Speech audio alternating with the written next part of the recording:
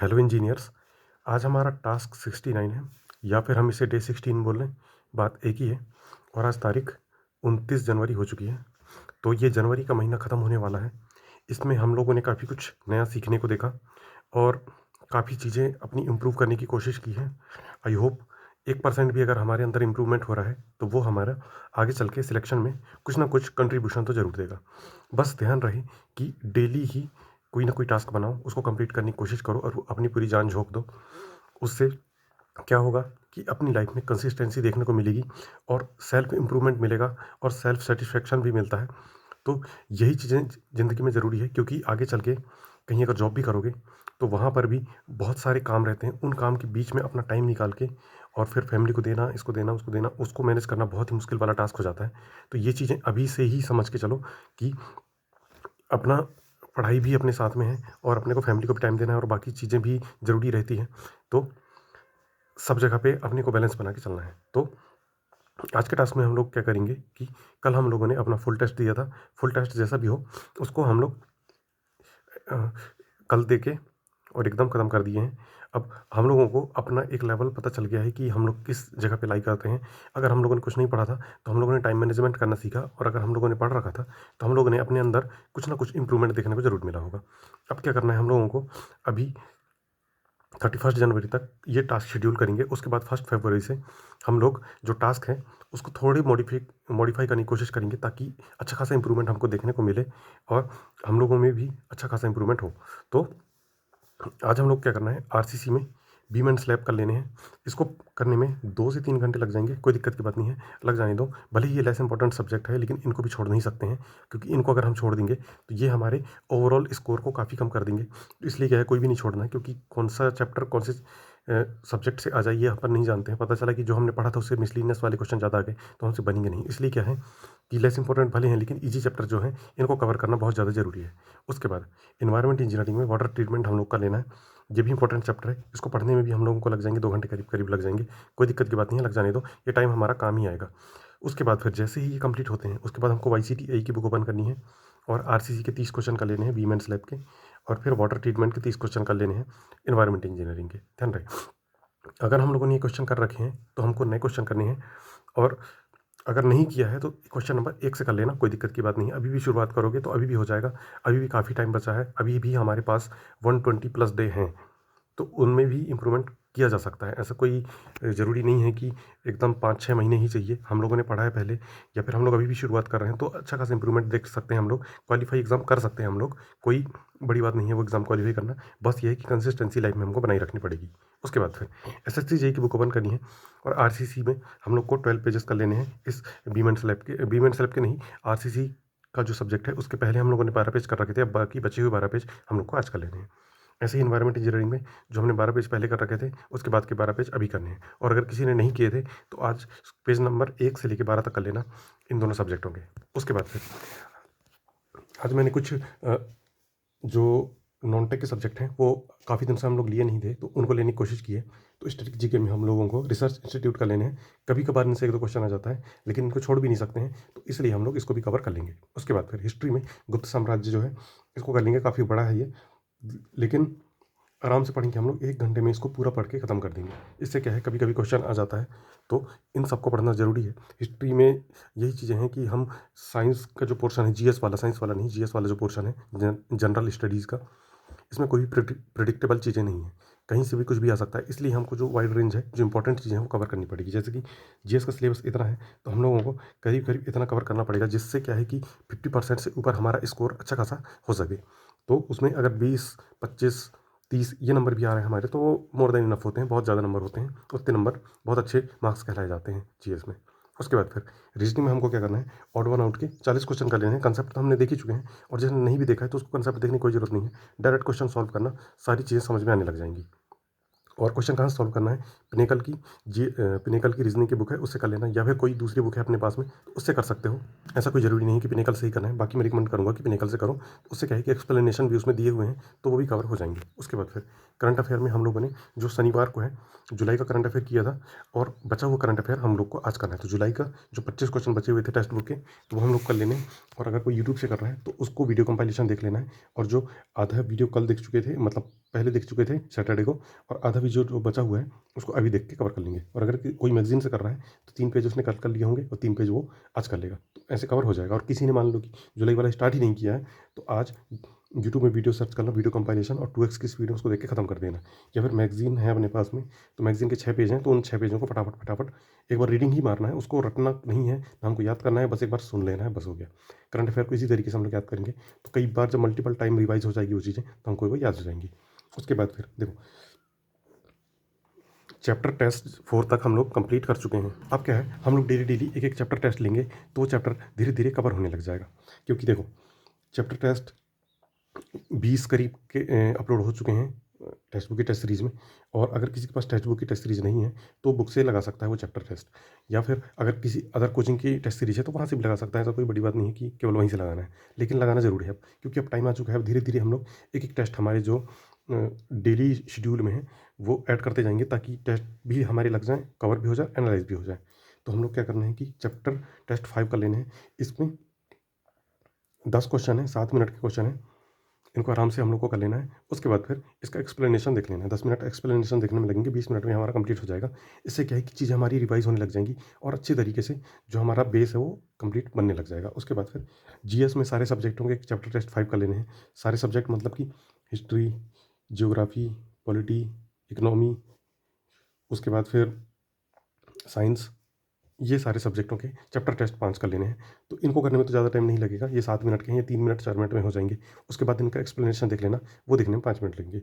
हर किसी को अगर 10-10 मिनट भी लग रहे हैं तो समझ लो कि 1 घंटे में हम लोग ये पूरा निपटा देंगे, और इसका हम लोग एक्सप्लेनेशन भी अच्छे से देख लेंगे। उसके बाद फिर रीजनिंग में क्या करना है, हम लोगों को चैप्टर टेस्ट 1 करना है। इसके भी ज़्यादा क्वेश्चन नहीं है, इसके भी 10-15 क्वेश्चन ही है, आराम से ये भी कवर हो जाएंगे। उसके बाद इनका एक्सप्लेनेशन देख लेना, अगर कोई क्वेश्चन नहीं बनेगा तो, और बन जाएगा तो फिर कोई देखने की ज़रूरत नहीं है, क्योंकि वो चीज़ें हम लोग ईज़ी होगा तो हम लोग आसानी से कर लेंगे, फिर उसका एक्सप्लेनेशन देखने की कोई ज़रूरत नहीं पड़ती है। उसके बाद फिर अब हम लोग क्वेरीज़ ले लेते हैं। तो क्वेरीज़ से पहले एक चीज़ बता देता हूँ कि टास्क कंप्लीट करने की 100% कोशिश करना, भले टास्क जितना हो उतना ही सही है। अब देखो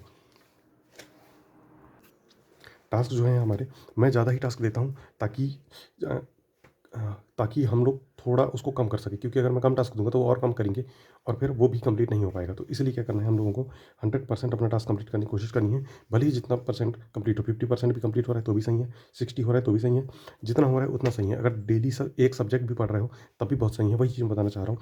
120 डे है, 120 डे में अगर एक कंसेप्ट भी पढ़ोगे तो 120 कंसेप्ट होते हैं, और उससे उससे अगर एक एक क्वेश्चन भी एक एक कंसेप्ट से आ जाता है तो 120 नंबर तो यहीं पे हो गए, तो कंसेप्ट तो अच्छे से क्लियर हमारा हो ही जाएगा।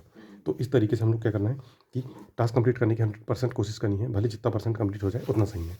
उसके बाद फिर क्वेरीज पे आ जाते हैं। तो क्वेरीज में सबसे पहली क्वेरी है कि अभी बस नॉन टेक पढ़ लूँ तो नहीं चलेगा क्या। देखो अभी अगर नॉन टेक पढ़ रहे हो तो मेरे हिसाब से नॉन टेक पहले कंप्लीट कर लो, उसके बाद फिर टेक्निकल पे फोकस करना। क्योंकि नॉन टेक पढ़ रहे हो इसका मतलब ये है कि नॉन टेक काफ़ी टाइम से छूटा हुआ है, या फिर नॉन टेक काफ़ी टाइम से किया नहीं है, नॉन टेक कवर नहीं हुआ है, या फिर अभी ही शुरुआत की है। तो अगर अभी ही शुरुआत की है तो अभी लग के 15-20 दिन, 30 दिन ज़्यादा से ज़्यादा उसमें नॉन टेक पूरा कंप्लीट कर लो, ताकि फिर नॉन टेक दोबारा पढ़ने के लिए अलग से टाइम ना निकालना पड़े। तो नॉन टेक में जो जो सब्जेक्ट हैं वो हमारे कवर कर लो। हिस्ट्री कर लो, पॉलिटी कर लो, इकोनॉमी कर लो, साइंस कर लो, उसके बाद जियोग्राफी कर लो, और स्टैटिक जीके कर लो। करंट अफेयर तो हम लोग कर ही रहे हैं। तो ये 6 सब्जेक्ट हैं। 6 सब्जेक्ट में अगर 5 भी कर लोगे, जैसे कि मान लो कि स्टैटिक जीके नहीं कर रहे हो, तो कुछ इंपॉर्टेंट सब्जेक्ट देखो, पॉलिटी और इकोनॉमी, ये सबसे इंपॉर्टेंट सब्जेक्ट हैं, ये जरूर करने हैं, क्योंकि छोटे सब्जेक्ट हैं। इनके अगर नोट्स भी देखोगे तो 50-60 पेज में बन जाते हैं इनके नोट्स, और वो आसानी से कई बार हम लोग रिवाइज कर सकते हैं, और उनमें अच्छे खासे नंबर भी हो सकते हैं हम लोग, क्योंकि इनसे 5 से 6 नंबर के क्वेश्चन आने ही आने हैं। तो 5 से 6 में 4 क्वेश्चन अगर हम दोनों से बना दिए तो 8 नंबर हमारे तो यहीं पक्के हो जाते हैं। और बहुत ही कम नोट्स हैं, और बहुत ही अच्छे तरीके से इनको बार बार पढ़ेंगे तो हमारी चीज़ें रिवाइज हो जाएगी। हम लोगों ने खुद जब से टास्क शेड्यूल किया है तब से 60 to 70% सिलेबस हमारा जीएस कंप्लीट हो चुका है। अब हम लोग क्या है कि टेक्निकल को भी साथ में लेके चल रहे हैं, इसलिए हमको टाइम लग रहा है। अगर हम लोग एक ही सब्जेक्ट को लेके साथ में चलते तो वो हम लोग भी जल्दी-जल्दी निपटा देते। तो अगर नॉन टेक पढ़ रहे हो तो कोई दिक्कत की बात नहीं है, सबसे पहले नॉन टेक खत्म कर लो और जैसे ही नॉन टेक कंप्लीट हो जाए उसके बाद फिर टेक्निकल प्लस नॉन टेक दोनों का कॉम्बिनेशन बना के स्टडी स्टार्ट करना। तो ये भी कोई बुरा डिसीजन नहीं है, अच्छा डिसीजन ही है। उसके बाद फिर टैग भूल जाते हैं, क्या करें? देखो टैग को अगर याद रखना है तो सबसे सही तरीका है इसका केवल रिवाइज़ करना, और रिवाइज़ करने का भी तरीका क्या है? पीवाईक्यू के थ्रू रिवाइज़ करो। बस यही एक तरीका है, रिवाइज़ करो उसके बाद क्वेश्चन लगाओ, रिवाइज़ करो क्वेश्चन लगाओ, तभी चीज़ें याद रहेंगी, नहीं तो कितना भी पढ़ लो भूल ही जाओगे। याद रखिए, चाहे कितने टाइम से क्यों ना तैयारी कर रहे हो, लेकिन अगर क्वेश्चन नहीं लगाओगे, उसको रिवाइज़ नहीं करोगे तो चीज़ें भूल ही जाओगे और कोई मतलब नहीं निकलेगा उस चीज़ों का। हल्का-फुल्का दिमाग में एक रहेगा कि नहीं ये चीज़ बनती थी, ये चीज़ बनती थी, और टॉपिक याद आएँगे लेकिन उसके अंदर के कांसेप्ट याद नहीं आएँगे, तो फिर वो कोई मतलब का नहीं निकलेगा और एक टाइम ऐसा आ जाएगा कि सॉइल तक के फार्मूले भूल जाओगे, जो एकदम मुँह ज़ुबानी हमको रटे हुए होते हैं। उसके बाद है 5 साल हो गए हैं तैयारी करते हुए, अब क्या करें? देखो, सफलता सबको एक बार में नहीं मिल जाती है, इस चीज़ को समझो। इस चीज़ को मैं समझाना चाहता हूँ कि देखो, 2-3 टाइप के लोग होते हैं। पहले टाइप के तो वो लोग होते हैं जो डायरेक्ट एग्ज़ाम दिए, फर्स्ट बार में ही उनका सिलेक्शन हो गया। दूसरे लोग वो लोग होते हैं जो 1 बार 2 बार तैयारी किए, या फिर 1 बार तैयारी की उसके बाद छोड़ के चले गए। दोबारा फिर एग्ज़ाम आया, मैक्सिमम वैकेंसी आई, तैयारी की और उनका सिलेक्शन हो गया। उसके बाद तीसरे बंदे वो होते हैं जो कई साल से लगे हुए हैं, उनकी तैयारी नहीं हो पा रही है, कहीं कट ऑफ नहीं निकल पा रहा है, या फिर प्री निकल गया, मेंस नहीं निकल पा रहा है, या फिर मेंस निकल भी गया, उसके बाद फिर आगे चल के वेटिंग में आ गया, या फिर समझ लो कि मेंस के नंबर ही उतने ज़्यादा नहीं आ पाए कि हम लोग का सिलेक्शन हो पाए। तो इस टाइप के लोग होते हैं, ये थर्ड नंबर के। अब देखो, सिलेक्शन टाइम लेता ही है। अब जो एक बारी में जिनका सिलेक्शन हो गया, उनको अगर देखोगे तो उनका रेशियो बहुत ही कम है। मतलब अगर 100 लोग एग्ज़ाम दे रहे हैं, तो 100 में 1 या 2 लोग ऐसे रहेंगे जिनके, 1 या 2 नहीं, अपन थोड़ा 10 भी अगर बोल दें, 9-10 लोग भी होंगे अगर मान लो कि, तो ये लोग एक बारी में निकलने वाले 9-10 लोग हैं। बाकी 90% लोग जो हैं, इन लोग को काफ़ी मेहनत करनी पड़ रही है। तो ये एक्स्ट्रा ऑर्डिनरी लोग होते हैं। तो अगर अपना नहीं हो रहा है तो अपने को एक्स्ट्रा ऑर्डिनरी लोगों से थोड़ा अलग समझ लो, क्योंकि ज़रूरी नहीं है कि हर किसी को एक बार में ही सफलता मिल जाए। और फिर क्या रहता है कि जिसको एक बार में सफलता मिल जाती है वो उस पोस्ट की अहमियत भी नहीं समझते हैं, और फिर कई बार जैसे कि काम उनको सीखने में टाइम लगता है, टेक्निकल चीज़ें भले ही उन्होंने कम पढ़ के जल्दी सिलेक्शन ले लिया, लेकिन फिर वो उस चीज़ों में उलझ जाते हैं, बहुत ज़्यादा काम पड़ रहा है, बहुत ज़्यादा चीज़ें हो रही हैं, तो इस टाइप से उनको भी टेंशन रहती है वो चीज़ों की। तो अगर देर से भी सिलेक्शन हो रहा है तो कोई दिक्कत की बात नहीं है, सिलेक्शन टाइम लेता है, ये चीज़ समझो। उसके बाद दूसरे लोग वो लोग हैं जो एक बार तैयारी किए, उसके बाद फिर वैकेंसी नहीं आई, छोड़ के चले गए। उसके बाद फिर जैसी वैकेंसी आई दोबारा आए, दोबारा कुछ महीने तैयारी की, 3-4 महीने, और उनका भी सिलेक्शन हो गया। तो वो भी एक तरीके के एक्स्ट्रा ऑर्डिनरी में ही आते हैं, क्योंकि उन्होंने एकदम लग के 5-6 महीने पढ़ लिया और उससे पहले भी वो पढ़ चुके थे, तो चीज़ें उनकी कवर हो गई और जिससे क्या है उनका सिलेक्शन हो गया। लेकिन ऐसे लोग जो रहते हैं, उनको मनचाहा डिपार्टमेंट भी नहीं मिल पाता है। कभी-कभार क्या रहता है कि जिसकी अपने को सीपीडब्ल्यूडी चाहिए, तो फिर उनको बीआरओ में ही संतुष्टि लेनी पड़ती है, उसके बाद फिर दोबारा से तैयारी करनी पड़ रही है। तो इस टाइप की चीज़ें उनके साथ हो जाती हैं, और सीपीडब्ल्यूडी भी मिल गया तो बहुत अच्छी बात है, कोई दिक्कत की बात नहीं है। लेकिन बहुत ही कम लोग होंगे वो, इसमें भी अगर देखा जाए तो इसमें भी 10 से 15 लोग ही होंगे ज़्यादा से ज़्यादा, ऐसे ही लोग होंगे। और उसके बाद जो अल्टीमेट सिलेक्शन होता है जिनका, ज़्यादा से ज़्यादा मैक्सिमम बता रहा हूँ, मैक्सिमम 80 टू 85% जो लोग होते हैं जिनका सिलेक्शन होता है, वो सारे लोग वही लोग रहते हैं जो कई साल से लगे हुए हैं प्रिपरेशन में, जिनको प्रिपरेशन करते हुए 4 साल, 5 साल, 6 साल इस टाइप के टाइम हो चुका है। तो इस चीज़ को समझो, यही चीज़ मैं बताना चाह रहा हूँ कि सिलेक्शन टाइम लेता है। ज़रूरी नहीं है कि अब जैसे कि अगर इन लोगों को ही मिला दो तो 100 में से 20 या फिर 25 लोग ही हैं जिनका एक ही बारी में हो रहा है, बाकी जो 75% है उन लोग का भी हो रहा है, लेकिन वो लोग वो हैं जो रिपीटर हैं, कई साल से तैयारी कर रहे हैं, उनका नहीं हो पा रहा है, या तो लक की वजह से नहीं हो पा रहा है, या फिर एग्जाम में कुछ एंग्जाइटी हो जाती है उसकी वजह से नहीं हो पा रहा है। नॉलेज सबको बराबर है, यही मैं बताना चाह रहा हूँ, नॉलेज सबको बराबर है, नॉलेज को अच्छा खासा सबको, सारे सब्जेक्टों के सबको नॉलेज है, लेकिन टाइम टाइम की बात रहती है कि किसी का एक बारी में हो जाता है, किसी का 2 बारी में हो जाता है, किसी का नहीं हो पाता है, किसी को ज़्यादा टाइम लग जाता है, लेकिन होता ज़रूर है। लेकिन वही है कि हम लोग को लगे रहना है, तभी हम लोग का होगा। अगर हम लोग तैयारी छोड़ देंगे, सोचेंगे कि नहीं इनका एक बारी में हो गया था, हमारा नहीं हो पा रहा है, हमारा टाइम ही ख़राब है, अब हमको सिलेक्शन हमारा होगा ही नहीं, हमको तैयारी ही छोड़ देनी चाहिए, तो ऐसे में फिर कभी नहीं हो सकता है। इसलिए क्या है कि अच्छे तरीके से लगे रहो, सिलेक्शन क्यों नहीं होगा? सिलेक्शन होगा ही होगा। अभी ही अगर मैं बता रहा हूँ, अगर किसी को यकीन ना हो तो 2021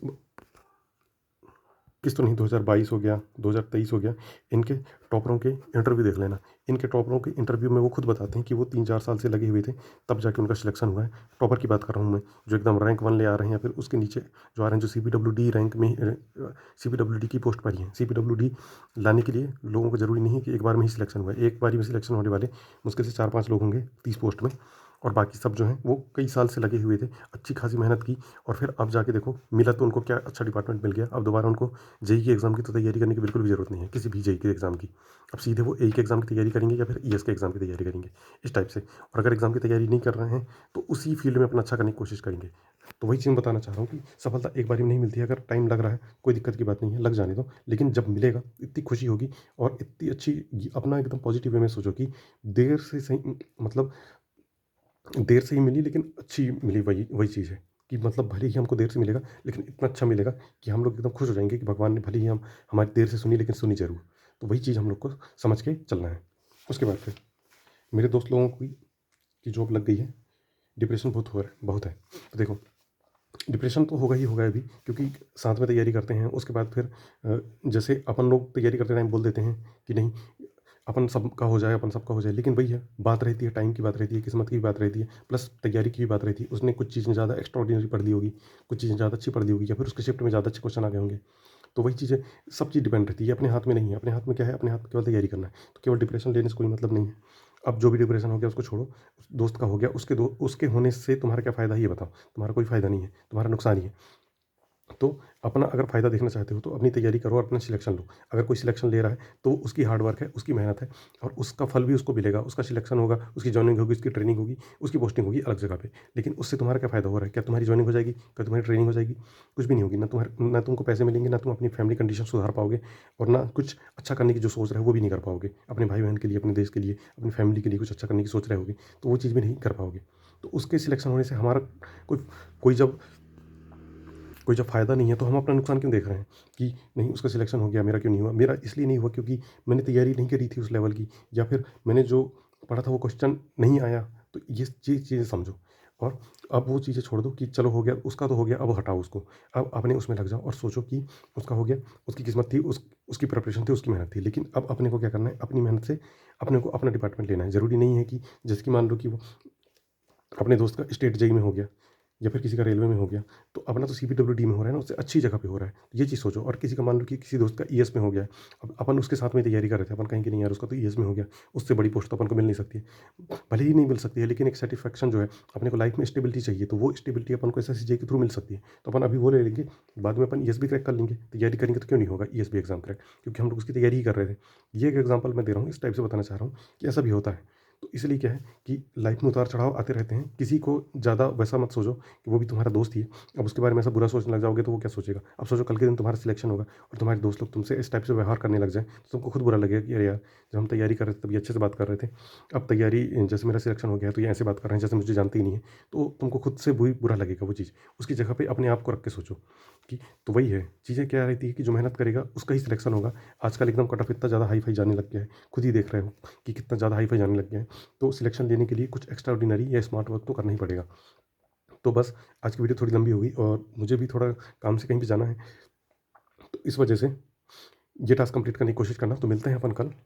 ओके।